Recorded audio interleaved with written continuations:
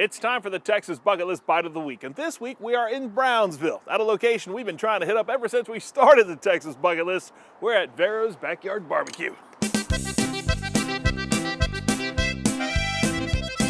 When talking about the flavors of South Texas, the barbecue you'll find at Vera's tops the list. I drive 50 miles just to come to this restaurant. It's really good, I like it. Super good. But this isn't brisket or turkey. It's a much more cultural type of cuisine that really puts the head into it. He's smiling for the camera. He's smiling for the camera. Look at it. You have more teeth than me, huh? Yeah. You see, at Vera's, Barbacoa is the only dish they dish out, and it is legendary. Not anywhere you can find this type of cooking. It's something good to try here in South Texas. It's one of our top dishes out here. My dad said, barbacoa is like marijuana. Once you smoke it, you get hooked to it. Armando Vera doesn't smoke anything but massive cow heads, but he is the kingpin. That's because Vera's is the only place in Texas, and most likely the entire country, you can get barbacoa cooked the old-fashioned way in the ground. Well, I'm willing to taste like anything. The late 70s, early 80s, that's when it became outlawed. Okay, they just said no more cooking meat in the ground. Yeah, no more.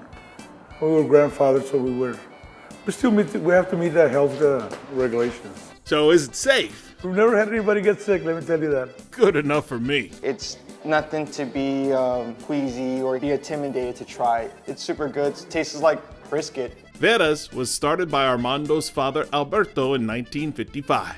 Armando took over in 1972 at the age of 12 when his parents separated. I know your dad gets a lot of credit for starting this place, but since you've run it yourself since 1972, is it kind of like you give him credit for starting it, but this has really been your baby for way longer than it was your dad's? Yeah, but if it hadn't been for him, it would have been, the business wouldn't have been here. So, of course, God also. I always thank God. I'm very blessed. Without him, nothing is possible. Cooking cowheads all starts with a massive fire, full of mesquite. After cleaning the cowheads, they're wrapped in foil, dropped in, and left to cook overnight. We don't add any spices, we don't add any salt, we don't add any condiments, we don't add anything to it. It's just barbacoa, it's just a pit, the mesquite. When the heads head to the kitchen, that's when the real fun begins. Oh my gosh. We always reference opening Christmas gifts, but that is opening a Christmas gift. A special one. Look at just the congealed fat right here. With his years of experience, Armando separates the meat of the head into some specific parts. So, obviously, for our non-Spanish speaking viewers, lengua, tongue, cheek. Cachete.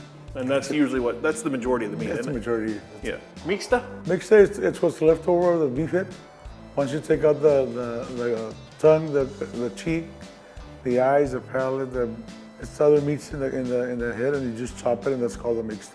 Oh, Mexican caviar, huh? Mexican caviar. Those were sold out by 8 o'clock in the morning, baby. Sometimes 6:30 in the morning. And they're already gone. Gone. Paladar? That's palate. Okay, so Yeah. Okay, paladar. The top part. I've never eaten that. I don't think I'll eat that. I don't. Even you have your limits. Well, that's one of the things that sells first, also. That's funny. You draw the line somewhere, though. Guess what this is? No, that's that Mexican caviar you got. That's a Mexican caviar. Eyeball. Wow, that looks like a fatty congealed mess. It's got a little bit of cholesterol. Just take the pupil out because that's not edible. Oh, you can't eat that pupil? No. Well, that's good to know. I don't think I'm gonna try that one. Something about eyes, I can't. Considering we have nothing to prove, we'll pass on the peepers. It's amazing. Every cow you have to be this precise and careful There with. you go. People buy different things, so you gotta separate everything. Make sure you know what's what. When eating barbacoa, it's good to go with a more common cut of meat, the cachete. And what the heck, throw in a little lengua. All right, Armando, been waiting for this moment ever since we started the show. I'm gonna go try these. Thank you, sir. Let's go do it. Yes, sir. And we have finally made it to the Shangri-La of Barbacoa Barbecue. So this package is tortillas. This package is the barbacoa, and it is steaming hot. We'll go ahead and unwrap these corn tortillas, because when you're down in the valley eating barbacoa, you gotta have corn tortillas. Quit being an idiota and get to eating. We'll go down the easy road first with a little of the cachete, which is cheek meat. And you know what's amazing is we just saw it come off the head, but as soon as you put it on a taco, tell me that doesn't look awesome. Steaming hot. fresh out of the ground.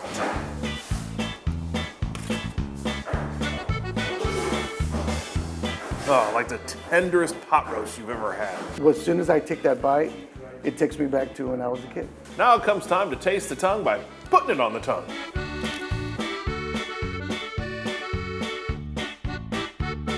It's not overpowering. It's a really smooth beef flavor. So you don't go with lingua? Lingua? No, Ojo? no, that's not my cup of tea there.